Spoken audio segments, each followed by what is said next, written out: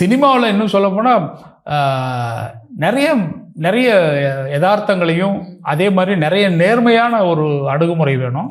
அதை அரசியல் வந்து தடுக்கக்கூடாது. இப்போ அரசியலை கேட்டால் ராஜதந்திரம் அப்படிங்கிறாங்க. துரோகங்கிறதுக்கு பேர் ராஜதந்திரம் ஆயிடுச்சு, அராஜகத்துக்கு பேர் ராஜதந்திரம் ஆயிடுச்சு. இப்போ ராஜதந்திரத்தில் வந்துருச்சு. அதெல்லாம் அரசியல் இதெல்லாம் வந்து ராஜதந்திரம், இது இருந்தால் தான் அரசியல்வாதி, அவன் நேர்மையெல்லாம் பேச முடியாது இந்த காலத்தில் அப்படின்னு அவங்களே பிரிச்சுக்கிட்டாங்க.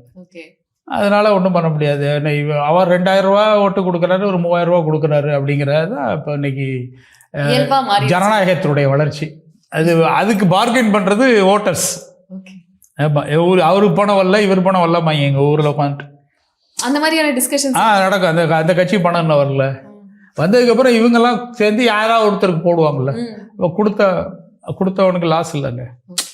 இப்போ இது என்ன மாதிரியான டெமோக்ரஸியில் இது என்ன மாதிரியான வாக்களிப்பு? அப்போ மக்களும் பொல்யூட் ஆகிருக்காங்க, பொல்யூட் ஆக்கிட்டாங்க. இவங்க ஒருத்தன் கண்டுபிடிச்சான்ல அந்த ஓட்டுக்கு காசு கொடுக்கலான்னு.